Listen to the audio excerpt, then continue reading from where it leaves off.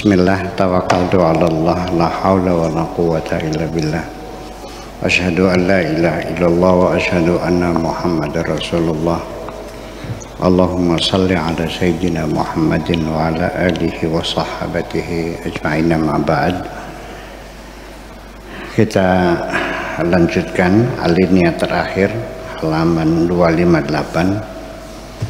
Bismillahirrahmanirrahim. Kana ba'du salihina yatakallafun naum fi ba'dil lail. Ada sebagian orang-orang soleh, orang-orang yang baik hati, menghadapi kesulitan untuk tidur. Sering sekali orang yang hatinya baik kok susah tidur ya. Wa yatahayya'u lahu min ghairi hajatin ilaih, sehingga seolah dia mempersiapkan sesuatu yang sesungguhnya tidak diperlukan. Maksudnya ada sedikit gangguan yang dipikirkan yang sebetulnya nggak dibutuh-butuh juga sih. Ya, saya juga kemarin malam juga mengalami susah tidur. Ya biasa kalau tidur di tempat yang baru, di rumah baru, tidur di hotel tidak senyaman seperti di rumah. Kita tidur di rumah, begitu nempel kepala di bantal langsung mas. Ya begitu kita tidur di rumah orang, ya susah nggak tidur agak lama juga. Memerlukan waktu kadang-kadang 1 jam baru bisa tidur. Seperti itu. Fasu'ila andalika, lalu dia ditanya, kenapa kamu susah tidur? Faqala ya qalbi rabbi, dia katakan bahwa hatiku melihat Tuhanku. Hatiku melihat Tuhanku. Melihat Tuhan itu bukan dengan basar tetapi dengan basirah, dengan mata hati, bukan dengan mata kepala ini. Sadaqa fi qawlihi, sesuai dengan firman-Nya, di annal manam sadiq, karena tidur yang benar itu wahyun minallah, adalah wahyu dari Allah. Tidur yang benar ya, mimpi yang benar itu artinya sama dengan wahyu dari Allah. Kanat quwwatu ainihi, kekuatan matanya itu mampu melihat lebih transparan itu finomihi, ketika beliau dalam keadaan tidur. Jadi mimpi yang benar itu adalah bagian dari wahyu. Ada di beberapa sumber lain seperempatnya wahyu. Jadi mimpi sendiri ya, itu diyakini oleh banyak umat Islam. Mimpi itu punya arti, dan bahkan mimpi itu menjadi salah satu cabang ilmu pengetahuan dalam peradaban kemanusiaan. Dan orang yang pertama kali sebagai peletak batu pertama ilmu takbir mimpi itu adalah Nabi Yusuf alaihi salam. Sampai sekarang ilmu takbir mimpi ini terus bergulir, dan banyak ulama-ulama besar yang menulis tentang takbir mimpi. Termasuk yang paling populer itu takbir manam, karangannya Syekh Sirin ya, ulang salihin. Ada Imam As-Sirin, itu tebal bukunya. Saya pernah mencari kitab itu agak susah, tapi alhamdulillah akhirnya saya dapatkan.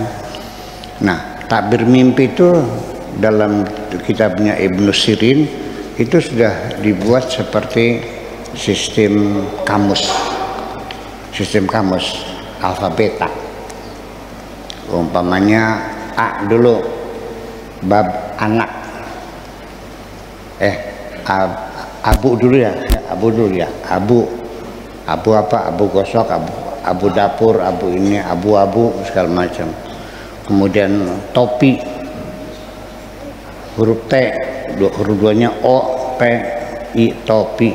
Nanti topi, nanti bersatu melihat topi. Maknanya apa? Bikin topi, pakai topi, melihat topi, pakai topi jatuh, topi lama, topi baru, topi semua. Topi itu beda-beda artinya. Mimpi melihat pakai topi, melihat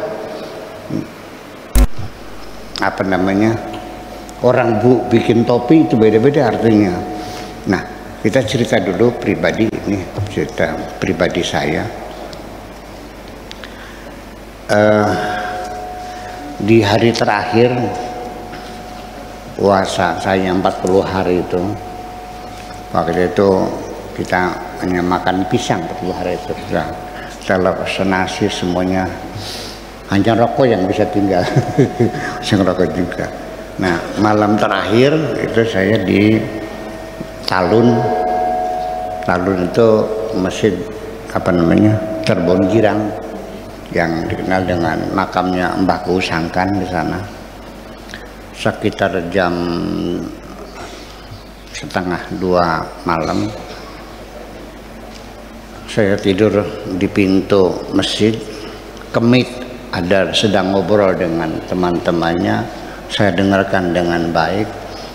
Mata saya melihat jam dinding itu menunjukkan jam 1:30, 1:30. Antara melihat jam dinding 1:30 dan antara kemit masjid yang sedang ngobrol dengan teman-temannya, datanglah Mbak Kusangkan itu dengan sejumlah menteri-menteri agama di Indonesia. Wahid apa namanya, Kiai Dahlan, Kiai Hasyim, Kiai Munawir Syadzali, siapa lagi itu. Semua menteri-menteri agama itu ada bersama-sama ngasih topi. Topinya jelek. Udah dulu tuh ada topi yang dibuat dari kain saten hitam tuh, yang bisa digulung di kantongnya zaman dulu tuh, masih ingat nggak? Saya bilang, ngapain mbahku ngasih topi buruk begitu? Nggak mau, sekarang yang baru aja gitu. Ya udah, kalau nggak mau ya udah yang baru. Selesai mimpi itu, mereka pergi, saya pun sadar. Kemit masjid masih ngobrol, jam masih menunjukkan 1:30, baru berapa menit. Saya tanyakan kepada Kiai Maktum Babakan Siwaringin, mungkin dengar kan? Kemudian lihat aja di kitabnya itu lah, ente kan bisa baca sendiri. Dikasih kitabnya Ibnu Sirin itu Takbir Manam. Saya cari di babnya bab Qaf, Olan Suwah. Olan 1 Qaf, Lam, Nun, Wawu, Olan Suwah, Sin, ya marbutah, Olan Suwah, topi. Setelah saya baca, mendapat topi lama, artinya perjalanan Anda sifatnya hanya meneruskan jasa orang tua. Kalau topinya baru, Anda harus tataruka awal. Yang terjadi apa? Benar terjadi. Saya tidak meneruskan pondok pesantrennya orang tua, tapi saya bikin pesantren yang baru. Nah, itu Anda kecocokan uraian Takbir Manam Ibnu Sirin dengan seperti yang ada. Itu iya juga sih. Iya, makanya saya bukan katanya, tetapi saya pelaku dalam hal ini dan mengalami sendiri bahwa mimpi yang benar itu adalah sama dengan wahyu. Nabi Ibrahim juga mimpi, Nabi Muhammad mimpi, dan banyak nabi-nabi juga awalnya mimpi. Fir'aun saja juga mimpi. Mimpi apa Fir'aun itu? Mimpi melihat ada 7 gandum yang kurus kering memakan gandum yang subur. 7 sapi yang kurus memakan 7 sapi yang gemuk. Nabi Yusuf dipanggil, takbir mimpinya seperti apa, dijelaskan 7 tahun Mesir akan makmur, 7 tahun kemudian akan kekeringan, kurang hujan. Sampai akhirnya diangkat dia jadi sebagai menteri keuangan lah Mesir. Nah, itu adalah cerita-cerita mimpi semacam itu. Akan tetapi dalam hal ini saya ingin menjelaskan bahwa pertama, mimpi yang benar itu mimpi di malam hari, bukan mimpi siang. Kalau siang namanya kembang mimpi. Itu. Kemudian mimpinya itu di malam hari, dan kemudian setelah jam 12 malam. Jadi bukan jam 8 sore ya, bukan jam 10 sore, tapi jam 12 ke atas mimpinya itu. Dan kemudian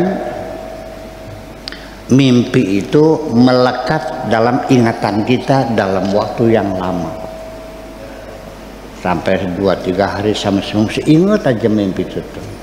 Tapi kalau yang sehari 2 hari lupa, maka kadang-kadang kita kalau tidur kita nyenyak, begitu bangun tidur kita lupa mimpi apa. Saya setiap hari kalau tidurnya lelap, begitu bangun mimpi apa tadi lupa ya, apalagi nunggu seminggu.